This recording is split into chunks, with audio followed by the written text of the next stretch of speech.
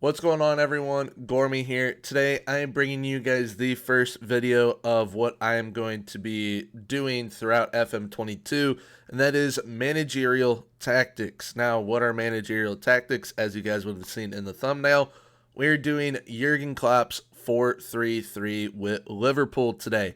But it's not just going to be Jurgen Klopp's 4-3-3. I'm taking his philosophy, combining it with mine, and seeing what type of results we can get with Liverpool. So that is what we will be doing today and in the future as well. You guys will be getting my normal tactic videos, but also videos like these throughout the near future.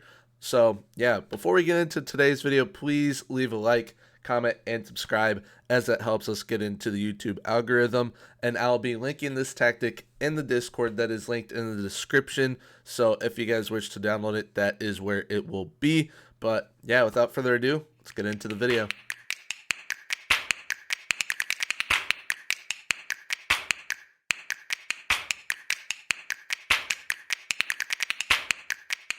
Alright, so here is the tactic. It will be as Gormy's Liverpool 4-3-3 in the Discord for you guys to download.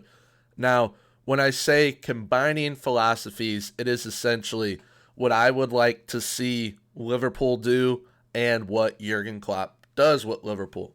So, each role is either exactly what a certain player performs in that tactic that Jurgen Klopp uses week in, week out, or won by me.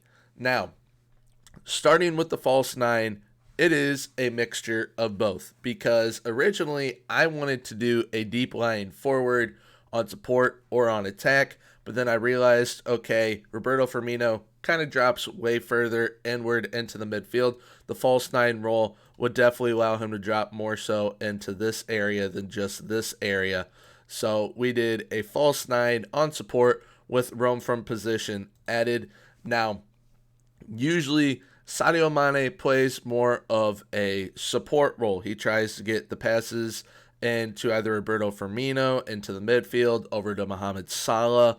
I think Sadio Mane would be a perfect player to kind of play a role like Mohamed Salah, because if they're utilizing both players to their strengths, which both of them have rapid pace, very, very good shooting, that I wanted to put Sadio Mane on the left side with inside forward on attack. It was going to be inside forward on support because that is the role that he performs, but we're going with inside forward on attack. We have the crosses aimed at the far post. That is all that we added to his role.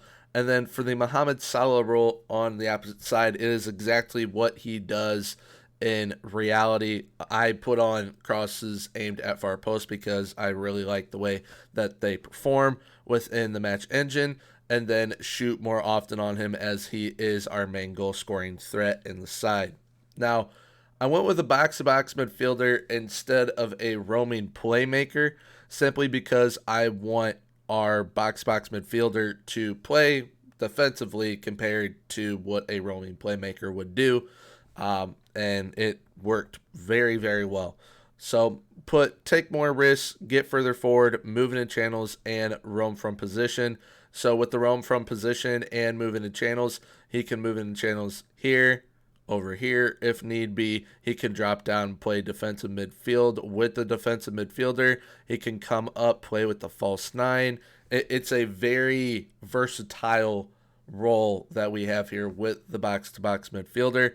Now, the central midfielder on support was kind of just left as is, how it would perform normally, with get further forward, roam from position, stay wider, and tackle harder, because Henderson can get out to here, which opens up space for Mohamed Salah in attack. Now, defensive midfielder on defend, we have take more risks and tackle harder. The reason why I have take more risks on is because I want him to be able to try some long ball passes, and with a player like Fabinho able to play that role, it would be ideal for him to utilize his playmaking ability. And then we have got two wingbacks on support.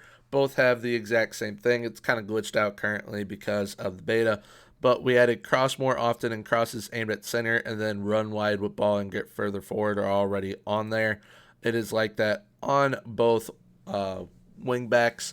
Now, the left wing back is not going to get as many assists as the right wing back because right wing back is Trent Alexander-Arnold, and I really wanted to utilize the playmaking ability of both him and Andy Robertson. But as we all know, Trent Alexander-Arnold has a tremendous crossing ability within this game. So he is most definitely going to be a big-time player within this tactic. And when he overlaps, because I will get to that momentarily, when he overlaps, it allows Mohamed Salah to cut in into this area or sometimes even at the far post and get those crosses and allows Henderson to move out here while opening up space for Mohamed Salah with the overlap and with Henderson going out wider. And then we have two central defenders on defend with tackle harder put on. Usually Virgil van Dijk is playing more of a ball-playing defender role as a left center back, but I wanted a fully defensive style. I didn't want no-nonsense center back because then literally there'd be no offense generated from either one of them. But central defenders kind of best of both worlds. And then we have a sweeper keeper on support. I wanted Allison to kind of play like an Ederson role and try and create opportunities when able to do so. So that is how the tactic is set up. When we are in possession, we have a wide attacking width and we pass into space. We overlap on the left and the right and play out from our defense. And we work the ball into the box with mixed crosses. We have a shorter passing directness and a higher tempo. We counter press and counter and distribute quickly with long kicks. I didn't put on center backs, fullbacks, anyone in particular. Just distribute quickly by taking long kicks. Whoever gets that, you counter immediately. Out of possession, we use the offside trap. We have a much higher line of engagement and a higher defensive line. We force opposition to the outside. We trigger press more often, AKS more often pressing intensity, and then prevent short goalkeeper distribution. I was going to use tighter marking. You can use that if you wish to do so, but I ended up leaving it off, and we still performed very, very well. But now that we have gone over the tactic, let's see how Liverpool, there we go, I can English, performed in the competitions. All right, so here we are. We did absolutely phenomenal. We won the league, and we won the Champions League, and we were runners-up in the FA Cup. We unfortunately got knocked out in the fourth round of the Carabao Cup by Blackpool, but I checked, and it was because we literally played we played a team that is down to their level, and that is why they got knocked out in the Carabao Cup that early. But the FA Cup, we were runners-up to Arsenal. We beat Man U, as you all can see right here, 2-0. And then we won the league with 88 points. And we did absolutely phenomenal. Very, very happy with the performance. We were basically in first place the entire year. So we were absolutely just a dominant force. Team overview-wise, we had 101 goals in the league. Most shots, we were in second. Fewest shots against, we were also in second. Best pass completion, we are not in, nor are we in for most possession or tackles, nor dribbles. But we are in for shutouts. We had 22 shutouts, same with Man U. And then fewest conceded, we only conceded 25 goals, same as Man U. But yeah, overall, very, very solid performance. Major team play here. It took a collective team effort to perform as well as we did. Yes, we are not in every single category, but nonetheless, we still won the league, still won the Champions League. We're runners-up in the FA Cup, so we will most definitely take that. And then player overview-wise, Mohamed Salah in third with goals with 22. Virgil van Dijk in fifth with 19. Most assists, Mohamed Salah with 17. Trent Alexander-Arnold with 14. Andrew Robertson with 11. Most shots, Van Dijk in there in third. Mohamed Salah in there in eighth. Most player of the match performances, Virgil van Dijk and Mohamed Salah both had 6. Most key passes, Trent Alexander-Arnold in 5th with 140. Best pass completion, we are not in, nor most tackles won, nor most dribbles made, but most shutouts, Alisson had 22, and then fewest conceded, Alisson conceded 25.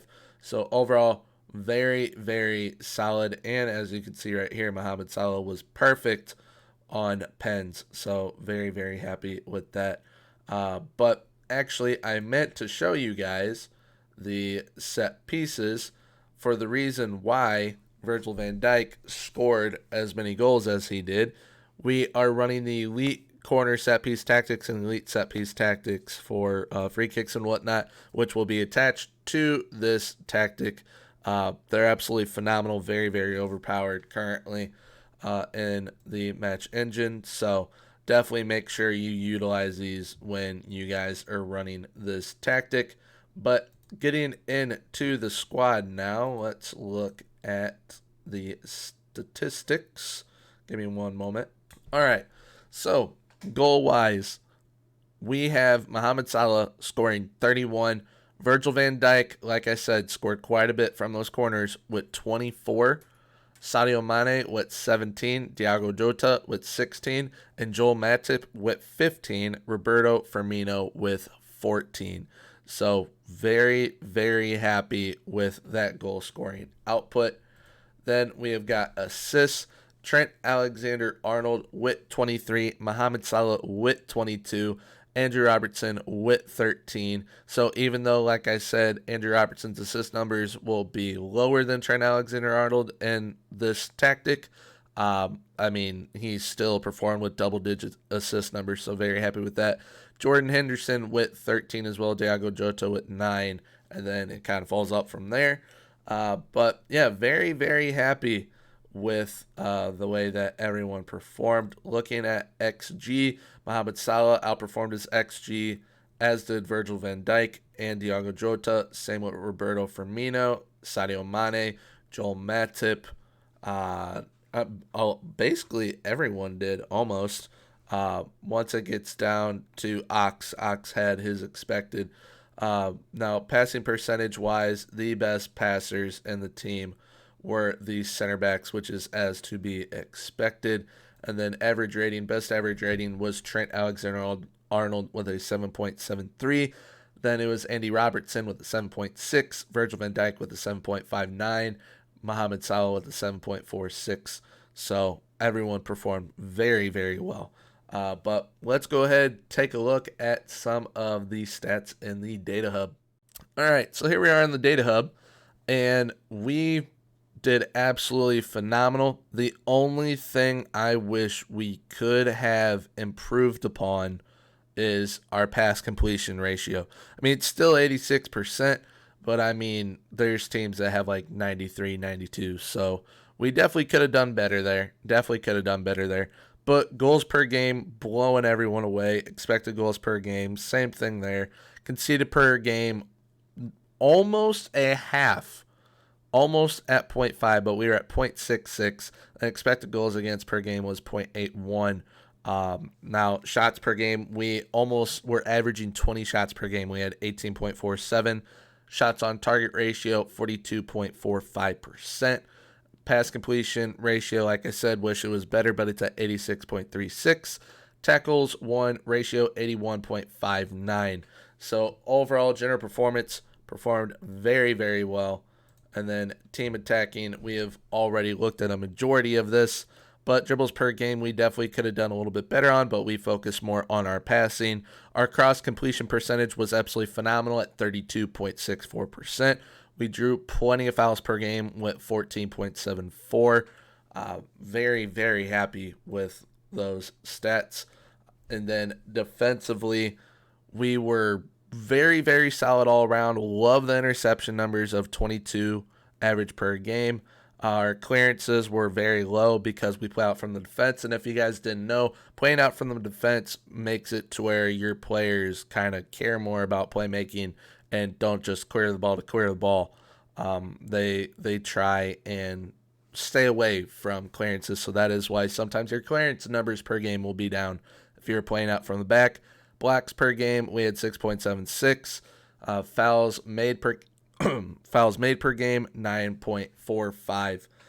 So very solid defensively, very good attacking wise, and then general performance wise, very, very solid overall. So once again, we won the English Premier League, which is absolutely phenomenal. We won the Champions League as well, and we're runners up in the FA Cup. So we got a double. Could have been a treble. Would have been awesome if it was a treble. But yeah, let's see how this tactic performs within the match engine.